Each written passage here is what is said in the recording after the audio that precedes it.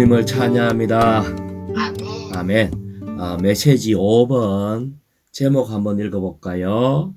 하나님의 주권 아래서 하나님의 긍휼에 따라 삶. 아멘. 이 책 전체 제목 한번 또 읽어볼까요? 하나님의 왕국의 실제 안에서 삶. 아멘. 하나님의 왕국의 실제 안에서 살려고 하면은 아멘. 우리는 하나님의 주권 아래서 살아야 된대요. 아멘. 또 하나님의 긍휼하심에 따라 살아야 된대요. 아멘. 그래서 우리는 하나님의 주권을 알아요.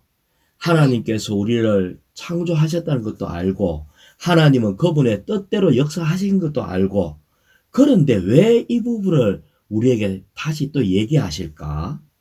그것은 알기는 하는데 우리의 생활 가운데서 주권을 자꾸 침해하는 것이 있다는 거예요. 아멘. 다시 말하면 하나님은 전지전능하시고 그분은 그분의 모든 뜻을 이루기 위해서 주권을 사용하고 계시는데 우리는 주님의 주권을 따라가면서 계속해서 불평하고 있다는 거예요. 주님의 주권을 따라가면서 주님 앞에 자꾸 따지고 있다는 거예요. 그래서 주님의 주권을 알아야 되는데 그냥 아는 것이 아니라 이상을 보고 알아야 된다. 아멘. 또 한 방면에서는 우리를 또 알아야 돼요. 아멘. 우리가 뭐냐? 우리는 합당한 자가 아니에요. 아멘. 우리는 가련한 상태에 있고 죄로 인해서 죽기에 합당한 자인데 주님의 은혜와 긍휼로 주님이 우리를 이렇게 구원하시고 그랬는데, 그러면 우리의 이 기초가 되는 이 바닥이 뭐냐면은 긍휼이에요. 아멘. 만약에 우리가 우리를 모른다면은 이 긍휼을 따라 살 수가 없어요. 자, 아멘. 이거에 대해서 로마자 2번에서 또 자세하게 나오기 때문에 우리가 먼저 로마자 1번을 한번 읽고 이 부분을 계속 다루길 원합니다. 로마자 1번요. 우리가 하나님의 주권에 대한 이상을 보는 것은 매우 중요한 문제이다. 예, 우리가 하나님의 주권에 대한 이상을 봐야 된대요. 이것은 매우 중요하다 이렇게 얘기했는데, 그러면서 다니엘서 4장 34절에 있는 말씀을 인용을 했어요. 이 내용을 잠깐만 얘기하면은 느부갓네살 왕이 이 바벨론 왕이었거든요. 그런데 그가 아주 교만한 말을 하기 시작했어. 내가 이 모든 것을 다 이루었구나 이렇게 얘기했을 때 하나님이 이 왕을 짐승처럼 만들어 버렸어요. 그래서 어느 날 다시 고개를 들고 하늘을 앙망할 때에 이상이 돌아왔어요. 그래서 그러고 난 뒤에 고백했는 말이 여기에 기록되어 있거든요. 한번 읽어볼까요? 다니엘서 4장 34절요.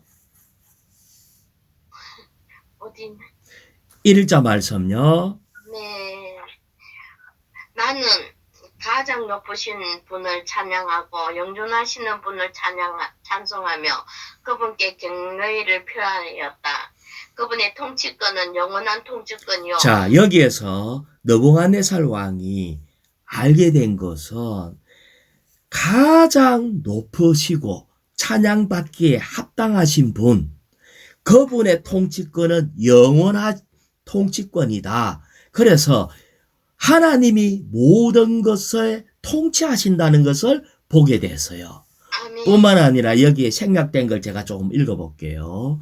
그분의 왕국은 땅의 모든 주민은 아무것도 아닌 것으로 여긴대요. 아멘. 그래서 사실은 우리의 어떠함은 그분의 왕국은 대대에 이루고 땅의 모든 주민은 아무것도 아닌데, 그 다음에 계속 읽어볼까요? 그분은 하늘의 군대에서나 땅의 주민들 가운데서나 그분의 뜻대로 행하시니. 자, 여기에 하늘의 군대에서 하나님은 하늘에서도 그 다음에 땅에서도 어떻게 하신다? 그분의 뜻대로 행하시. 그분의 뜻대로 행하셔요. 그래서 그분의 손을 막거나 또 그 다음에 그 예, 무엇을 하는 할 리가 아무도 없다. 그분께 무엇 하려고 하는 겁니까? 할 리가 아무도 없대요. 자, 이것은 지금 뭘 얘기하나 하면은 지금 우리에게 일어나고 있는 많은 일들 우리는 이해를 못해. 하나님이 지금 뭘 하고 계시지? 몰라요. 자, 아멘. 우리는 지난 몇 년을 돌아보면은 급변의 어떤 세월이 있었어요. 여기 보면 코로나가 온 땅을 다 덮어가지고 많은 사람이 죽고 병에 걸리고 아주 다 무너지는 것 같은 느낌이 있었어요. 뿐만 아니라 지금 또 이 땅에 두 개의 큰 전쟁이 일어나고 있지요. 뿐만 아니라 기후도 이상해요. 100년 만에 한 번씩 오는 이런 이 기상청에서 기상청이 생기고 가장 큰 이 홍수가 난다든지 기후가 뜨겁다든지 지금 경제도 전 세계 경제가 어떻게 되는지 이 모든 흐름을 몰라요. 하지만 이 모든 것은 하나님이 그 뒤에서 그분의 뜻대로 행하고 계신다는 걸 알아야 돼요. 아멘, 아멘. 자, 여기에 조금만 더 얘기할게요. 하나님은 이 모든 것을 뜻대로 하시는데 그냥 하시는 것이 그냥 뜻을 우리에게 감춰진 것이 아니라 우리에게 알려주셨어요. 아멘. 그게 뭘까요? 하나님은 주권을 행사하는데 그분의 뜻은 어디에 두고 이 모든 일을 하고 계실까? 우리를 하나님 만들어 가시는 겁니다. 아멘, 아멘. 하나님은 오직 한 뜻이 있어요. 하나님은 우리를 여기에 그 뒤에 보면은 하나님의 긍휼의 그릇이라고 그래서 우리 보고 아멘, 아멘. 그릇을 하는 일이 딴 걸로 쓸 수 있는 게 아니고 하나님을 담아서 하나님을 표현하게 하는 거예요. 아멘. 그런데 이 모든 것을 이루기 위해서 그래서 우리는 하나님을 완전히 표현해내는 단체적인 신부를 얻기 위해서 그분은 주권을 사용하고 계시고 거기에 우리는 하나님의 긍휼에 따라 자격이 없는 우리를 그분의 신부로 만들어 가시는 그 역사를 하고 계시는데 우리는 이 길을 주님과 함께 동력해 나가야 한다는 거예요. 아멘. 그래서 우리는 이 부분에 대해서 이걸 알지 못한다면은 우리는 따라가면서 계속해서 불평, 불만 이런 걸 계속 언급을 자꾸 하는 거야. 왜 이렇게 하십니까? 도대체 주님 일하십시오, 절하십시오 하고 주권에 자꾸 대들고 있다는 거예요. 아멘. 우리는 잘 모르면서 A번을 읽어볼까요? 주권은 하나님의 무한한 권위와 능력과 지위를 가리킨다. 예, 주님은 무한한 권위, 능력, 지위를 갖고 계시는데 이걸 가지고 또 뭘 하시는가 할 때 자 1일자 말씀 계속 이사야서 64장 8절을 읽어볼까요? 그러나 이제 여호와님 주님은 저희 아버지이십니다. 저희는 진흙이요 주님은 저의 토기장이시니 저희 모두가 주님의 손으로 만드신 작품입니다. 우리는 하나 알아야 되는데 우리는 그냥 진흙 한 덩어리밖에 안 돼요. 아멘. 우리 주님은 토기장이로서 우리를 만들어 가시고 계셔요. 아멘. 만들어 가고 계시는데 이것이 주님이 주권을 사용해서 그냥 뚝딱 만드는 이런 게 아니라 우리는 지금 또 뭐다 만들어져 가고 있는 거예요. 아멘. 우리는 지금 하나님의 작품으로 만들어져 가고 있어요. 그러면은 여기에 만들 때에 그냥 동그랗게 그냥 이렇게 톡이 그냥 오광단지처럼 이렇게 만드는 게 아니라 여기에 어떨 때는 작품이 되려고 하면은 파고 새기고 칠하고 굽고 이런 모든 것이 들어가야 되겠죠. 아멘. 그래서 주님은 지금 주권을 행사하고 계시는데 우리는 주님의 손길에 대해서 알아야 돼요. 우리 주님은 무한한 권위와 능력과 지위를 갖고 계신다. 이거에 대해서 알아야 돼요. 자, B번을 읽어볼까요? 아멘. 로마서 9장 19절부터 23절까지는 하나님의 주권을 언급한다. 자, 여기에 주권을 언급하는데 우리는 성경에 정말 이게 없다면은 우리는 하나님의 이 주도적인 뜻을 알 수가 없어요. 그래서 우리는 로마서 9장 19절부터 했는데 제가 18절부터 읽어볼게요. 그러므로 하나님은 긍휼히 여기실 사람을 긍휼히 여기시고, 아멘. 예, 우리는 몰라요. 하지만 긍휼히 여길 사람을 긍휼히 여기시고 고집스럽게 하실 사람을 고집스럽게 하신다. 이렇게 얘기를 하니까 19절에 뭐라고 하나 하면은 그러면은 그대는 나에게 그런데도 하나님은 왜 사람의 잘못을 나무라십니까? 이렇게 얘기를 하는 거예요. 그래서 하나님이 주권적으로 긍휼히 여길 자는 긍휼히 여기고 고집스럽게 할 자라면 고집스럽게 하고 그런데 왜 우리를 갑니까? 라고 하니까 자 2일자 말씀 로마서 9장 20절요. 아멘. 그러나 그대가 누구이기에 사람으로서 감히 하나님께 말대꾸합니까? 빚어진 것이 빚은 이에게 왜 나를 이렇게 만들었냐고 말할 수 있겠습니까? 왜 이렇게 나를 이래 만들었냐 말할 수 있냐는 거예요. 자, 그 다음에가 21절인데 제가 읽어볼게요. 토기장이가 같은 진흙 한 덩이로 하나는 귀하게 설 것을 하나는 천하게 설 것을 만들 권위를 갖고 있지 않습니까? 이렇게 얘기를 하는 거예요. 아멘. 이 말은요. 하나님이 주권자이라는 것을 받아들여야 된다. 아멘. 그 이유에 대해서는 우리는 잘 몰라요. 그 다음에 1번의 작은 A번요. 아멘. 1번의 작은 A번. 우리가 누구인지를 깨달아야 한다. 우리는 하나님의 피조물이고 하나님은 우리의 창조주이시다. 예, 우리는 깨달아야 된대요. 자, 우리는 알죠? 하나님이 창조주인 건 몰라요? 압니다. 우리가 피조물이라는 걸 몰라요? 압니다. 아는데 여는 깨달아야 된대. 왜 이런 말을 쓸까? 안다고 하면서 깨닫지 못해요. 아멘. 깨닫지 못하기 때문에 우리가 가끔 창조주처럼 행동합니다. 정말이에요.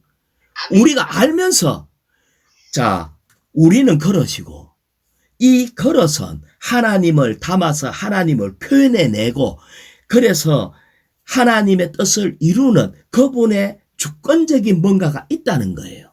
근데 우리는 그걸 알죠. 아는데 우리는 가끔 이걸 잊어버리고 우리가 창조주처럼 행동해요. 특히 집에서 누님은 혹시 내 말 들어라. 내 말 하는 대로만 하면은 다 틀린 게 어디 있노? 다 잘 될 건데. 요런 말 쓴 적 없을까? 자, 누님은 안 썼다 하더라도 많이 쓰고 많은 사람들이 엄마 말 들어라. 또 내 말 들어라. 이렇게 한다는 거예요. 맞습니다. 가끔요. 우리가 집에서 우리가 창조주가 돼가지고 주제 넘은 짓을 하고 있어요. 아멘. 아멘. 그런데 이것만의 문제가 아니에요. 가정에서만의 문제가 아니라 내가 속해 있는 많은 곳에서 이런 일들이 일어나고 있기 때문에 지금 우리는 계속해서 이 부분을 얘기를 하고 있습니다. 자, 로마자, 그 밑에 2번에 작은 A번 또 읽어볼까요? 하나님은 토기장이시고 우리는 그분의 손에 있는 진흙덩이다. 토기장이신 하나님께서 주권을 가지고 계신다. 하나님이 주권을 갖고 계셔요. 아시겠죠? 하나님이 주권을 갖고 계시고 또 B번에 보면은 토기장이신 우리의 하나님은 우리에 대해 절대적인 권리를 갖고 있다. 자, 권리는 누가 갖고 있어요? 하나님. 하나님. 우리는요? 어, 권리가 없죠? 없지. 그러면 사도는요? 권리가 있을까? 사도. 없어. 없습니다. 자, 제가 읽어볼게요. 고린도 후서 4장 5절인데, 바울이 했는 말이 이 말이에요. 그리스도 예수님께서 주님이시라는 것과 우리 주님이 주님이라는 거예요. 주님이라는 말은 주인, 주권자라는 거예요. 아멘. 그리스도 예수님께서 주님이시라는 것과 우리 자신이 예수님을 위하여 여러분의 노예가 된 것을 전파하기 때문입니다. 우리 주님이 주권자이고 바울이 하는 말이에요. 내가 한 말이 아니고 바울이 하는 말이 고린도서 4장 5절에 주님이 주권자고 우리는 예수님을 위해서 여러분의 노예가 되었다는 걸 전파한답니다. 그러면 사도는 누구예요? 노예. 노예. 장로는요? 노예. 그 속으로 봉사자는요? 노예. 앞으로 봉사자라 하지 말고 속으로 노예라고 불러야 돼요. 아멘.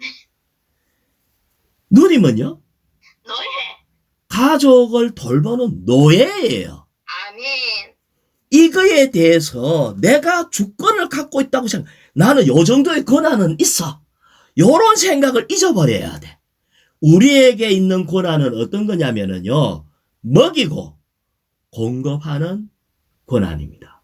아멘. 우리는 다만 먹이고 공급하고 섬기는 거예요. 섬김으로 이게 노예가 하는 일이고 권리는 누가 갖고 있다고요? 주님. 하나님이 우리에 대해서 절대적인 권리를 갖고 있다. 근데 아멘. 이걸 잊어버리니까 우리가 자꾸 대치해가지고 이렇게 하는 거예요. 우리가 물론 우리는 노예를 아주 그냥 존경하지. 하나님의 사도를 존경하죠. 그런데 우리는 생각할 때 누구가 이형제님이 어디에 오영재님을 세우셨고 오영재님을 보내셨고 나는 그 오영재님한테 보냄을 받은 사람이기 때문에 나를 따르라. 이렇게 하면 말이 될까요? 안 될까요? 안 됩니다. 우리는 사람 따르는 게 제일 쉬워요. 그렇잖아요? 그러니까 엄마 말만 들어라. 이게 얼마나 쉬워. 눈에 보이는 사람 말 들어만 내가 다 책임진다 하니까 책임질 게 없잖아. 나는 따르는 저분 말을 들었기 때문에 책임질 게 없거든. 그런데 이것이 문제가 발생됐다는 거예요. 아멘. 그래서 세례 요한은 주님 앞에 크게 쓰임받은 자입니다. 아멘. 주님을 청거하신 분이에요. 그런데 이 세례 요한이 여자가 난 자 중에서 제일 큰 자가 세례 요한이라고 주님 앞에 칭찬까지 받아서 하지만 세례 요한이 어느 날 변질돼 버렸어. 아멘. 그러다가 세례 요한 계속 따라다니다가 세례 요한 목이 날아가 버렸어요. 사람은요 가다가 목이 날아갈 수도 있어. 아멘. 사람은 변질될 수도 있어. 그래서 우리는 사람을 따르는 것이 아니라 그가 본 이상을 따른다. 아시겠죠? 아멘. 워치마니 형제님에 대해서 워치마니 형제님 아주 어려움이 있을 때 이상수 형제님이 이런 고백을 했어요. 아멘. 형제님, 나는 형제님을 따르는 것이 아니고 형제님을 통해서 본 이상을 나는 따르고 있습니다 할 때 워치마니 형제님이 너무 위로를 받았대. 아멘. 아멘. 우리는 사람을 따르게 하는 것도 아니고 따라가는 것도 아니고 뭐라고요? 우리는 그를 통해서 본 이상을 보고 가는 겁니다. 아멘. 그래서 우리는 이상을 주님에 대한 주권에 대한 이상을 보는 게 중요한데 하나님의 주권을 대신해 가지고 자 이제 내 말 들으면 된다 하고 나를 따르라 이러면은 거기 이상한 거다. 우리는 어떻게 해야 된다고요? 우리는 다만 진흙덩어리 한 덩어리밖에 없어요. 그래서 주님이 우리에게 보호장치를 주셨어. 혼자 하다가 보면 안 되거든. 그러면은 저 자녀를 키우는데 그러면은 그냥 가만 놔두면 되겠나? 그건 아니거든요. 그래서 두 사람이 합심하여 기도하라는 거예요. 아멘. 그러면 안전장치가 돼. 그럴 때 주님 두 사람이 합심해서 하면은 하나님이 그를 통해서 역사하신다는 거예요. 이것이 안전장치고 우리 주님의 어떠함을 대신 어떻게 하는 겁니다. 그래서 정말 우리는 하나 깨달아야 돼요. 뭐라고? 나는 다만 그릇이다. 아멘. 나 다만 그릇이다. 아멘. 모든 것의 주권자는 주님이시다. 아멘. 네. 주님이십니다. 그렇기 때문에 우리는 두렵고 떨림으로 이 일을 행해야 되는 거예요. 아멘. 자, 그런데 이 주권자이기 때문에 그런데 여기에 문제가 있는데 뭐냐면은 그러면은 우리 그만 아무것도 하지 말고 어떻게 해야 되냐? 그러니까 양쪽에 치우치짐이 있어요. 그러면 우리는 아무것도 이제 앞으로 안 할래 하는 거가 있고 그래도 열심을 해야지 하는 거 있고 이 어떤 게 맞을까? 둘 다 틀립니다. 둘 다 안 맞아요. 그러면 이거에 대해서 예를 들어서 농사 짓는 것을 갖고 해야 돼요. 아멘. 하나님의 뜻이 농사가 잘 되고 농사 짓는 것이 하나님의 뜻이라고 가정을 해봐요. 그러면은 우리는 열심히 땅을 파고 씨 뿌리고 막 물 주고 하면은 농사가 다 잘 될까? 주님이 도와주시면. 농사 짓는 형제님이 그러더라고요. 농사는 전적으로 하늘에 달려 있다. 아멘. 하늘이 비를 내리고 비 내릴 때 나는 땅을 갈아야 되고 그 다음에 합당할 때 또 씨 뿌려야 되고 또 그 뒤에 기후가 받쳐줘야 되고 거기에 또 벌레가 안 달라들어야 되니까 이런 모든 것들이 농사는 하나님의 주권인데 그러면은 나 가만히 있겠다. 그러면은 농사가 안 되는 거예요. 아멘. 그러면은 열심히 하겠다. 그것도 아니라는 거지. 아멘. 우리는 어떻게 해야 된다? 그분과 합당한 동력을 해야 돼요. 그래서 아멘. 제가 하나 읽어볼게요. 계시록 14장 4절에 보면은 그들은 가는데 이 그들이 뭐냐면은 14만 4천에 이기는 자들을 얘기합니다. 시온의 산에 산 이기는 자들 14만 4천이 특징이 있어요. 뭐냐? 따라해볼까요? 어린 양께서 어린 양께서 어디로 가시든지 어디로 가시든지 그분을 따라가는 사람들이며 그분을 따라가는 사람들이며 이런 자가 이기는 자라는 거예요. 다시 말하면 우리는 주권자가 아니기 때문에 우리는 다만 그를 받아들이고 살고 표현하고 따라가고 이렇게 하는 자들입니다. 그래서 우리는 우리 주님이 주권자이라는 것에 대해서 제대로 알아야 한다. 그래서 주님은 우리에게 가장 토기를 통해서 이 부분을 잘 보여준 것 같아요. 자, 3번의 작은 A번요. 토기장이신 하나님께서 그분 자신을 담는 긍휼의 그릇들을 창조하심으로써 그분의 영광의 풍성을 알게 하시는 것은 그분의 주권에 속한 것이다. 아멘. 그래서 우리가 자격이 있어서 하나님을 담는 게 아니고 하나님을 담는 그 자체는 긍휼로 일한 거다. 아멘. 우리가 지금 이 교회 생활을 하고 있는 거, 구원받은 거, 이 모든 것은 주님의 긍휼에 의한 거다. 그래서 우리가 해야 되는 것은 오직 한 가지, 그렇지 해야 되는 것이 오직 한 가지인 것처럼 주님 한 분을 계속해서 우리 안으로 받아들이는 겁니다. 받아들이고 그거를 표현해내고 살아내는 겁니다. 그래서 4번요. 4번 아멘. 하나님께서 또 영광에 이르도록 예비하신 긍휼의 그릇들에 대하여 그분의 영광의 풍성을 알게 하고자 하셨을지라도 어찌하겠습니까? 자, 여기에 우리는 영광에 이르는 예비된 긍휼의 그릇. 결국은 우리는 주님의 주권적인 역사에 의해서 우리는 그 주님을 많이 담으면은 영광에 이르게 됩니다. 영광은 하나님이 나타난 게 영광이잖아요. 그렇게 하나님을 표현해내는, 나타내는 예비하신 긍휼의 그릇입니다. 그래서 우리는 이게 긍휼을 배워서 아는 자는 정말 하나님을 사랑하고 이웃을 사랑하고 이렇게 하는 겁니다. 자, 여기에 로마자 2번을 읽어볼까요?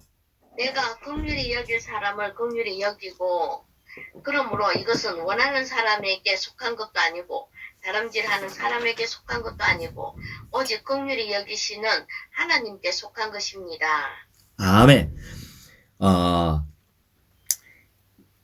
자, 3일자 말씀 마태복음 9장 13절을 또 한번 읽어볼까요?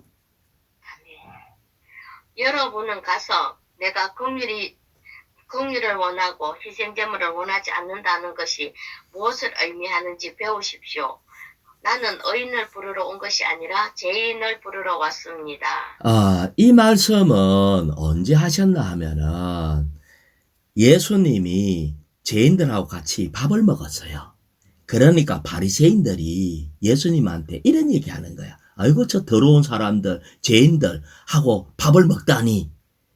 이래 하면서 아주 이 뒤에서 수근수근거리고 왜 죄인들하고 밥 먹습니까? 라고 얘기를 해서 그 말 속에는 바리새인들의 교만이 들어있어요. 아멘. 자기들은 깨끗하다는 거야. 그래서 사실 하나님 보실 때 바리새인이 깨끗하면 얼마나 깨끗할까? 그렇지. 죄인이 더러우면 얼마나 더러울까? 하나님 보시기에는 50보 100보라고요. 그렇지. 그런데 이 바리새인들이 이 자기 자신을 의롭다고 생각을 하고 뒤에서 얘기를 하니까 우리 주님께서 이 얘기를 하시는 거라. 나는 긍휼을 원한다. 라고 하시면서 너 바리새인들 너가 내한테 배워야 된다. 나는 의인 부르러 온 게 아니다. 니 좀 괜찮다. 쥐꼬리만한 의로움으로 교만한 이게 더 큰 문제지. 나는 차라리 죄인을 부르러 왔다. 이걸 얘기를 하고 계시는 거예요. 자, 우리는 하나님은 우리에게 긍휼을 베풀기를 원해요. 자, 그 다음에 히브리서 4장 16절요. 그러므로 우리가 긍휼을 받고 은혜를 입어서 때맞추어 도움을 얻기 위하여 은혜의 보좌 앞에 담대히 나아갑시다. 자, 우리가 긍휼을 받고 할 때에 우리는 먼저 긍휼을 받아야 돼요. 아멘. 긍휼은 용서하면 자격 없는 사람이 용서받는 게 긍휼이거든요. 아멘, 아멘. 예, 나 자격이 없는데 받을 수 있어. 이게 긍휼이라고. 그런데 긍휼을 받고 난 뒤에 뭐 한다고요? 은혜를 입어야 돼요. 은혜는 뭐가 은혜냐 하면은 나는 자격이 없는데 그리스도를 누릴 수 있는 은혜. 이 형편없는 그릇에 하나님을 담을 수 있는 은혜. 이거를 입는데 때 맞추어 도움을 얻는 거예요. 아멘, 아멘. 때 맞춘다는 것은 모아놓고가 아니고 그때 어떤 문제가 일어날 때마다 주님의 긍휼로 주님의 은혜를 그때 주님의 도우심과 공급하심으로 주님을 얻고 체험하는 겁니다. 아멘. 농부가 농사 지을 때 한 번만 잘 되는 게 아니고 어떨 때는 그때 맞게 비도 내리고 어떨 때는 때에 맞게 햇빛이 쨍쨍 내리쬐야 되고 어떨 때는 바람이 불어줘야 되고 그때에 맞춰져야 돼. 그래서 우리는 그러면 이 때에 맞춘 도움을 받으려고 하면 어떻게 해야 된다고 선하세요? 긍휼을 받아요. 아니, 은혜의 보좌 앞에. 그렇죠. 때에 맞추어 도움을 얻으려고 하면은 은혜 보좌 앞에 나가야 돼. 아멘. 은혜 보좌라 하는 거는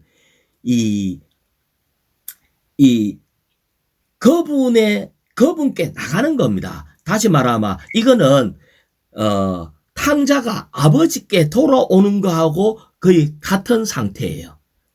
자, 그럴 때 우리는 주님의 보좌를 만질 때마다 주님은 우리에게 또 주님의 권위, 보좌는 권위거든요. 권위. 아멘. 그러니까 보좌 높은 자리, 보좌는 권위라고요.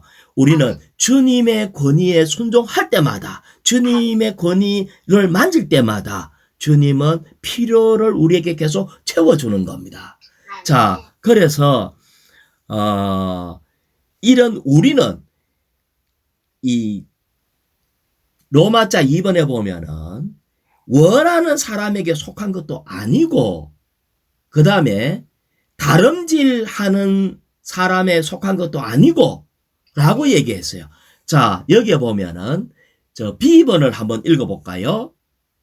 우리의 관념은 원하는 사람이 획득하고자 하는 것을 얻고 다름질하는 사람이 쫓아 달리는 것을 얻으리라는 것이다.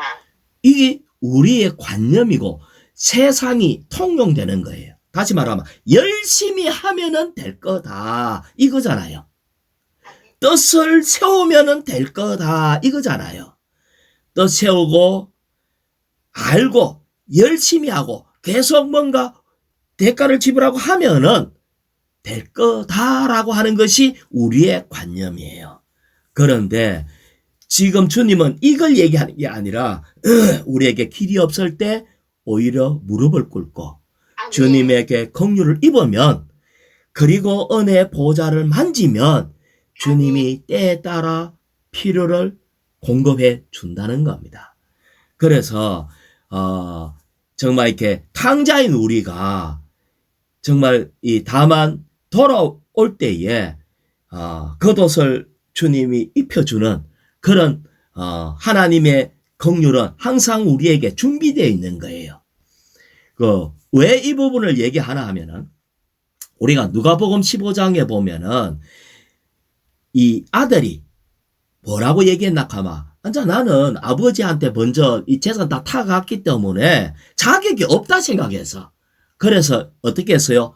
품꾼의 하나로 나를 받아주면 좋겠다.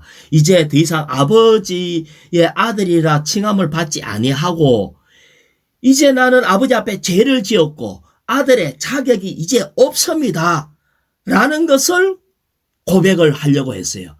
이것이 바로 긍휼이죠. 그런데 자, 우리는 하나, 그러면은 이 모든 것이 주님의 긍휼이 있는데 그러면은 우리는 뭐 어떻게 해야 되는가? 우리는 긍휼도요, 가만히 있으면은 물론 주님이 알아서 긍휼을 베풀 자에게 긍휼을 베풀어요. 하지만 오늘 긍휼을 얻는 비결에 대해서 한마디 할게요. 아멘. 마태복음 18장 23절에 제가 읽어볼게요. 천국은 자기 노예들과 결산하려는 어떤 왕과 같습니다 라고 얘기하면서, 왕이 이제 천국을 놓고 결산을 하려고 하는데 어떤 왕에게 1만 달란트 빚진 사람 한 사람이 왔대요. 아멘. 1만 달란트가, 한 달란트가 얼마냐면은 6천 데나리온이 한 달란트거든요. 다시 말하면 6천일의 품삯. 그러니까 한 데나리온은 하루 품삯인데 6천일의 품삯. 그걸 하루 품삯 10만 원 잡으면 6억이에요. 6억. 이게 한 달란트가. 그러면 한 달란트가 6억인데 만 달란트는 얼마일까요? 6조입니다. 6조. 아멘. 어떤 사람이 왕 앞에서 6조 빚을 진 사람이 왔어요. 아멘.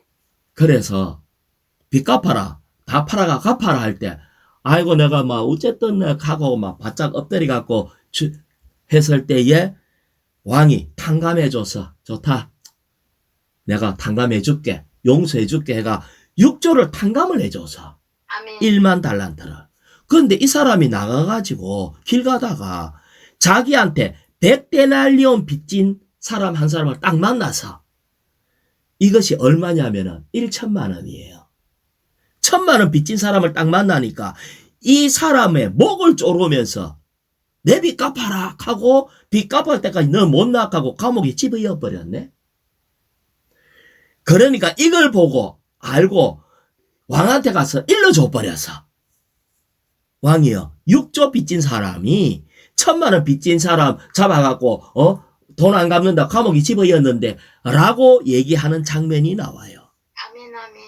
자, 이게 뭔지 알아요? 우리는 모든 사람이 하나님 앞에 죄의 빚을 졌는데 6조. 6조만큼 졌어. 그러면 왜 6조일까? 이것은요, 갚아도 다 못 갚는 빚을, 못 갚지. 이런 빚을 졌어. 아멘. 그런데 누님 앞에 빚진 사람도 있잖아, 옆에. 가족들도 있고, 자식들도 다 자식들은 부모한테 빚졌잖아. 아, 1,000만 원. 1,000만 원 빚져서 옆에 지체도 1,000만 원.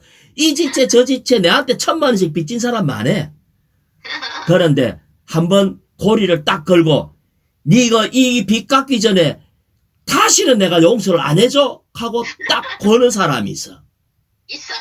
예. 이것이 교회 안에 이 사람도 저 사람한테 걸고 니는 내한테 빚 안 졌나 하고 서로 막 걸고 넘어져 갖고 감옥에 꼼짝달싹 못하도록 감옥에 집어넣어버리네. 용서 못해줘 이래버리니까. 아이고야. 이러니까 자 이제 마태복음 18장 33절 읽어볼게요. 내가 너를 긍휼히 여긴 것 같이, 예, 하나님이 우리를 긍휼히 여긴 것 같이 너도 동료 노예를 긍휼히 여기는 것이 마땅하지 않느냐? 이렇게 얘기하시는 거예요. 아멘. 우리는요, 나는 긍휼히 여김을 이미 받았잖아. 자격 없는 자인데 주님은 그분 자신을 우리에게 계속 분배해 주셔. 근데 우리는 내한테 걸린 사람을 용서를 안 해주네. 그래서 어떻게 한 줄 알아요? 35절에 18장 35절에 여러분 각 사람이 여러분 마음 속에서부터 자기 형제를 용서하지 않으면 하늘의 아버지도 여러분에게 이와 같이 하실 것입니다. 용서 안 해줘 마. 용서 안 해준대. 아멘. 이것이 긍휼이라는 거예요. 우리는 자 여기에 하나님의 긍휼을 안다면 동해노예의 긍휼도 면제해줘야 돼. 에? 하나님의 긍휼을 안다면 우리도 우리한테 죄빚을 진 사람의 긍휼을 용서해줘야 돼. 아멘. 예. 이렇게 할 때 근데 우리 주님은 이런 얘기는 이번에는 안 하셔서 다만 긍휼 입을 자에게 내가 긍휼을 준다는 거예요. 아멘. 아멘. 자 10번을 읽어볼까요? 우리가 하나님의 신약 경륜 안에서 하나님을 섬기고자 한다면 그것은 전적으로 하나님의 주권적인 긍휼의 문제임을 알아야 한다. 하나님을 섬기고자 한다면 모든 것이 하나님의 주권적인 긍휼임을 알아야 한다. 자, 제가 또 한 걸 읽어볼게요. 마태복음 5장 7절. 긍휼히 여기는 사람은 복이 있습니다. 왜냐하면 그들이 긍휼히 여김을 받을 것이기 때문입니다. 긍휼히 여김을 받으려고 하면 어떻게 해야 된다고요? 긍휼히 여겨야. 긍휼히 여기면은 주님이 긍휼히 여김을 받는데요. 심판을 이기는 것도 긍휼이에요. 아시겠죠? 근데 우리는 교회 생활 하다 보면 옆에 있는 사람하고 많이 부딪히잖아. 그렇지. 아니, 이 사람을 그냥 용서해주면 버릇 나빠져서 안 돼. 그래서 나 용서 못 해줘. 그래도 지가 무릎 꿇고 미안하다 표시는 해야지 내가 받아주지. 이렇게 하면은 긍휼을 못 받죠. 못 받지. 긍휼을 안 입혀야 되니까 긍휼을 못 받아. 아멘. 이 얼마나 큰 손해인 줄 알아요? 자, 1번요. C번의 1번. 우리가 하나님의 주권을 안다면 우리는 그분의 주권적인 긍휼 아래에 있다는 것을 깨닫고 그분의 긍휼로 인하여 그분께 감사드릴 것이다. 내가 긍휼 아래에 있다는 걸 깨닫고 나는 1만 달란트 빚진 사람인데 긍휼을 입었구나. 이걸 안다면 1,000만 원 정도는 띄어야 돼. 자꾸. 아시겠죠? 안 갚아도 띄어야 돼. 이게 이 돈 문제가 아니라 나에게 계속해서 괴롭히는 뭔가가 있고 나에게 죄를 자꾸 짓는 사람이 있어. 근데 그거를 긍휼히 덮어줘야 돼.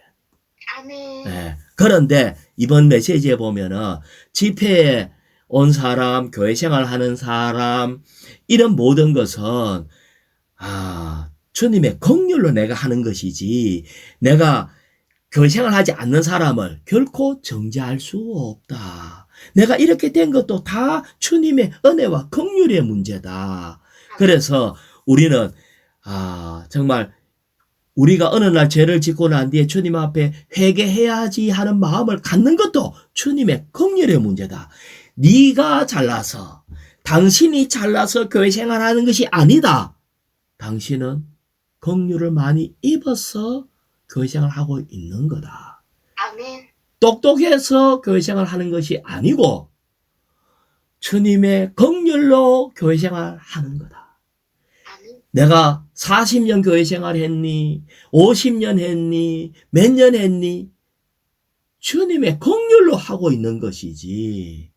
우리가 주님의 긍휼이 없다면 우리는 지금 이 자리에 있을 수가 없다는 거예요. 그래서 우리에 관한 모든 것이 하나님의 긍휼에 속한 문제라는 것을 봐야 돼요. 그럴 때 우리는 주님 앞에 더 많은 책임을 질 수 있답니다. 그래서 우리는 주님의 긍휼을 많이 입어야 되고, 그래서 긍휼을 많이 입으려 하면은 다른 사람에게 긍휼을 또 많이 베풀어야 돼. 아멘. 베풀면 주님이 또 우리를 또 긍휼을 또 입혀. 그런데 이 모든 것도 주님의 긍휼로 이루어진 거다. 그래서 여기에 적어놓은 거 잠깐만 읽어볼게요. 이게 양식에 있는 거. 우리가 주님의 회복 안에 있는 것은 우리가 다른 사람보다 더 총명하거나 주님을 더 추구하기 때문이 아니다. 우리가 여기 있는 것은 전적으로 하나님의 긍휼에 따른 거다. 결코 당신 자신을 신뢰하지 마라. 우리가 뭔가 행했다, 우리가 뭔가 했다라고 생각하지 마라. 또 여러분이 행하려고 계획했는 거, 그거 너무 신뢰하지 마라. 그보다 주님 앞에 엎드려서 그분의 긍휼로 인해 그분께 경배해라. 이렇게 얘기를 했습니다. 주 예수님.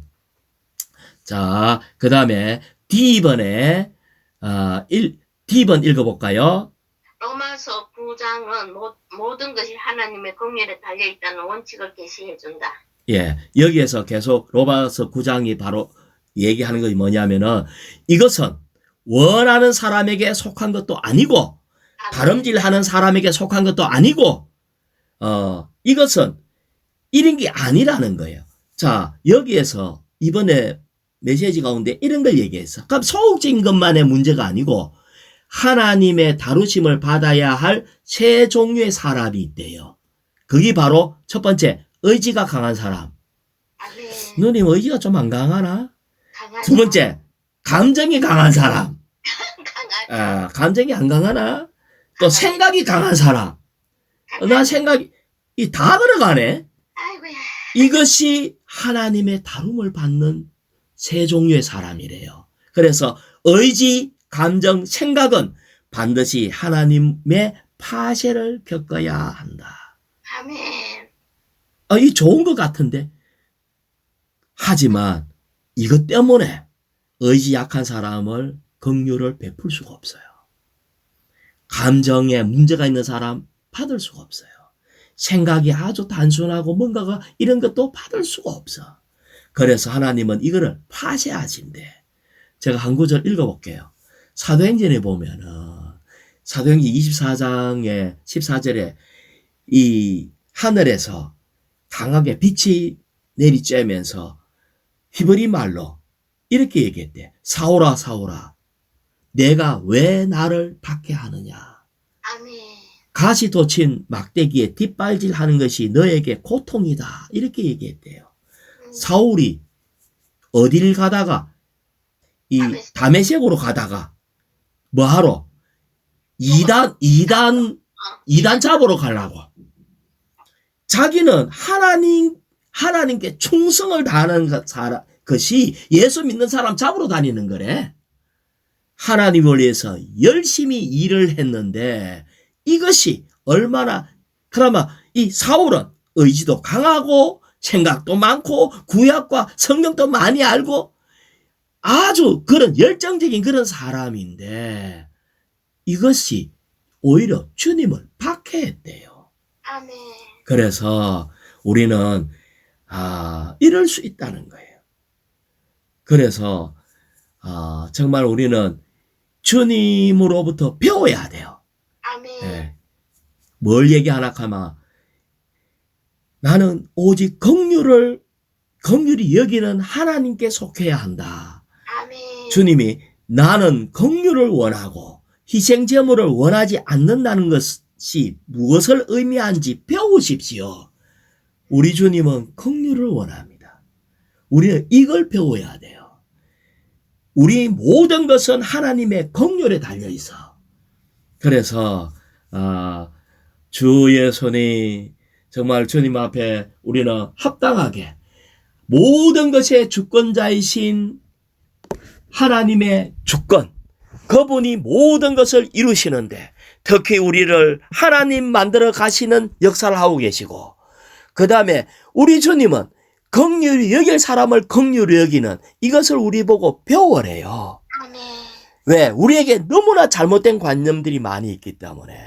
그래서 우리는 주님 앞에 정말 이거를 긍휼을 많이 배운 사람으로서 주님 앞에 엎드리고 긍휼을 여기는 그래서 심판을 이길 수 있는 그런 자 되기를 원합니다. 아멘.